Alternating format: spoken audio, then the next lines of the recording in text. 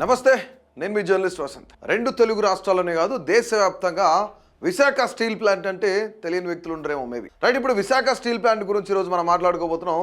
దఫాల వారీగా ఇప్పటివరకు చాలా మంది అక్కడ ఉన్న ఎవరైతే ఎంప్లాయీస్ ఉన్నారో వాళ్ళందరినీ తీసేసి తొలగిస్తూ వస్తున్నారు. రీసెంట్గా 1000 మందిని కూడా తొలగించారు. ఆల్మోస్ట్ చూసుకుంటే 2025 సంవత్సరానికి గాను ఇప్పటికే 3000 మందిని విధుల నుంచి తొలగించారు.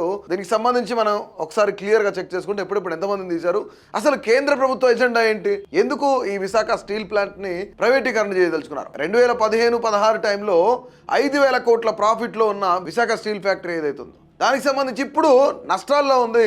అందుకే ప్రైవేటీకరణ చేస్తాం అని చెప్పేసి ప్రైవేట్ వ్యక్తులకు అప్పచెప్దామని చెప్పేసి కేంద్ర ప్రభుత్వం భావిస్తోంది. దీనికి సంబంధించి తెలుగు రాష్ట్రాల్లో గత ప్రభుత్వం వైసీపీ ప్రభుత్వం అయినా సరే, అలాగే ఇప్పుడున్న కూటమి ప్రభుత్వం అయినా సరే దానిపైన నోరు మెదపట్లేదు. కానీ ఎక్కడైనా బహిరంగ సభల్లో కానీ ఏ స్టేజ్ పైన సరే విశాఖ స్టీల్ ప్లాంట్ ని రక్షిస్తాం, అది మా బాధ్యత అని లోకేష్ అలాగే చెప్తున్నాడు, చంద్రబాబు నాయుడు అలాగే చెప్తున్నాడు, గతంలో జగన్మోహన్ రెడ్డి, పవన్ కళ్యాణ్ అందరూ అలాగే మాట్లాడుతున్నారు.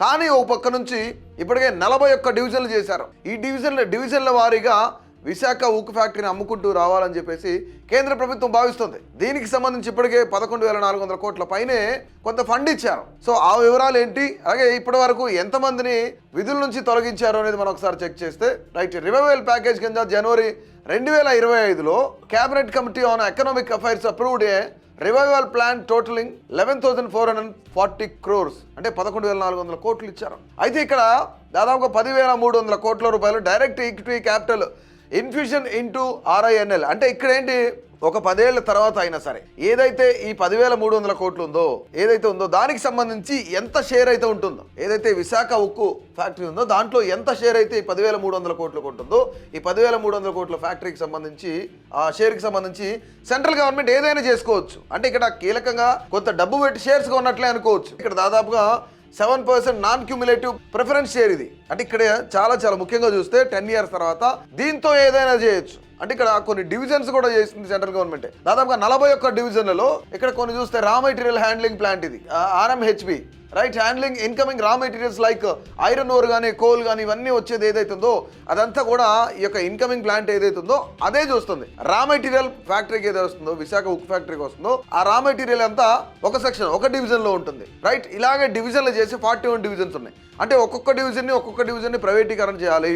ఒకేసారి చేస్తే ఈ విశాఖ ఉక్కు ఫ్యాక్టరీ ఏదైతే ఉందో దాన్ని ప్రైవేటీకరణ ఒకేసారి చేస్తే ఉద్యమం పెద్ద ఎత్తున వస్తుంది అని ఆల్రెడీ గవర్నమెంట్కి కొంత ఇంటెలిజెన్స్ రిపోర్ట్ ఉంది. అంటే గతంలో ఎప్పుడైతే ప్రైవేటీకరణ అనే మాట తెరపైకి వచ్చిందో ఎంత పెద్ద మొత్తంలో విశాఖ మొత్తం అట్టుడుకుపోయిందో మనకు తెలుసు. ఎలాంటి ఉద్యమాలు చేశారు ఇటు లెఫ్ట్ పార్టీలు కానీ ప్రతిపక్షాలు కానీ ఎవరైనా సరే. గతంలో పవన్ కళ్యాణ్ కూడా ఈ ఉక్కు ఫ్యాక్టరీని ఖచ్చితంగా మనందరం కాపాడుకుందాం, మన బాధ్యత అన్న వ్యక్తి ఈరోజు మాట్లాడడానికి ఎందుకు సంకోచిస్తున్నాడు అనేది ఇక్కడ చాలా పెద్ద ప్రశ్న. అండ్ ఇక్కడ చంద్రబాబు నాయుడు సీఎంగా ఉన్న వ్యక్తి, దట్టు సెంట్రల్లో కోయిలేషన్ గవర్నమెంట్ ఇప్పుడు చాలా స్ట్రాంగ్గా ఉన్న వ్యక్తి చంద్రబాబు నాయుడు. కానీ చంద్రబాబు నాయుడు దీన్ని కాపాడుతానని బహిరంగ సభల్లో కానీ లేదంటే మిగతా జనాల దగ్గర చెప్తున్నాడే తప్ప, కానీ ఇంతవరకు సెంట్రల్ గవర్నమెంట్కి దీని గురించి చెప్పింది లేదు, మాట్లాడింది లేదు. ఇప్పుడు చూస్తే దాదాపుగా 500 మందిని తీసేశారు ఉద్యోగులు ఎవరైతే ఉన్నారో వాళ్ళు. ఇక్కడ దఫల వారీగా చూస్తే 2021లో 1,200 మంది ఎంప్లాయీస్ని రిమూవ్ చేశారు, 2022లో 800 మందిని, 23 800 మంది, 2024 780 మంది.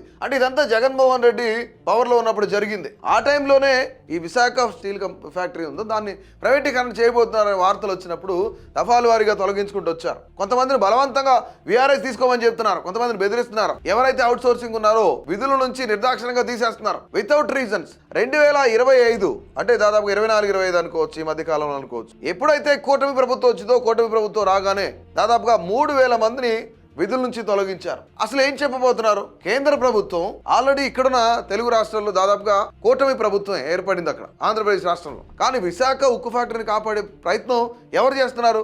ఎవరు? ఈవెన్ IT శాఖ మంత్రిగా ఉన్న లోకేష్ చేయట్లేదు, మోడీకి అతి దగ్గరగా ఉన్న పవన్ కళ్యాణ్ మాట్లాడట్లేదు, కోయిలేషన్ గవర్నమెంట్ లో కీలకంగా వ్యవహరించే చంద్రబాబు నాయుడు కూడా మాట్లాడట్లేదు. విశాఖ ఉక్కు ఫ్యాక్టరీని ఏం చేద్దామని అంటే ఇక్కడ ఎంతో మంది పోరాటాలు, చాలా మంది ఆత్మ బలిదానాలు చేసుకున్న తర్వాత దాదాపుగా 60-70 ఏళ్ళ చరిత్ర ఉన్న ఈ యొక్క ఉక్కు ఫ్యాక్టరీ ఏదైతుందో దాన్ని ప్రైవేటీకరణ చేయాలి.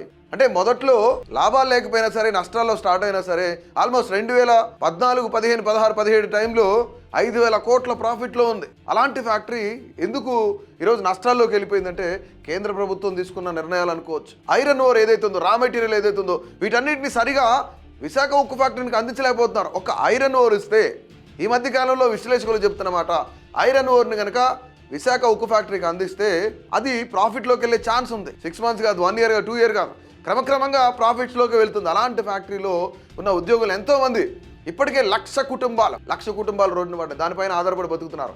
దాదాపుగా 5,000 మంది ఉద్యోగస్తులు తీసేశారు. 5,000 కుటుంబాలు ఏవైతున్నాయో వాళ్ళంతా కూడా ఇప్పుడు రోడ్ల పైన ఉన్నారు. ఇప్పటికీ ధర్నాలు చేస్తూనే ఉన్నారు. కానీ ఏం ఆలోచిస్తుంది స్టేట్ గవర్నమెంట్, ఏం ఆలోచిస్తుంది అటు సెంట్రల్ గవర్నమెంట్ ఏం ఆలోచిస్తుంది అంటే బాధ్యతాయుతంగా వ్యవహరించాల్సిన సీఎం, డిప్యూటీ సీఎం, ఐటీ శాఖ మంత్రి, కేంద్ర ప్రభుత్వంలో భాగమైన వీళ్ళు కనీసం దీని గురించి మాట్లాడలేదు. రానున్న రోజుల్లో అసలు విశాఖ ఉక్కు ఫ్యాక్టరీ పరిస్థితి ఏంటి?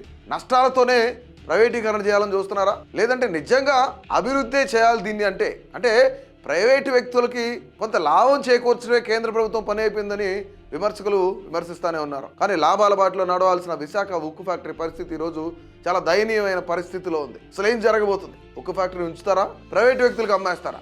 తప్పకుండా మీ అభిప్రాయాన్ని తెలియజేయండి.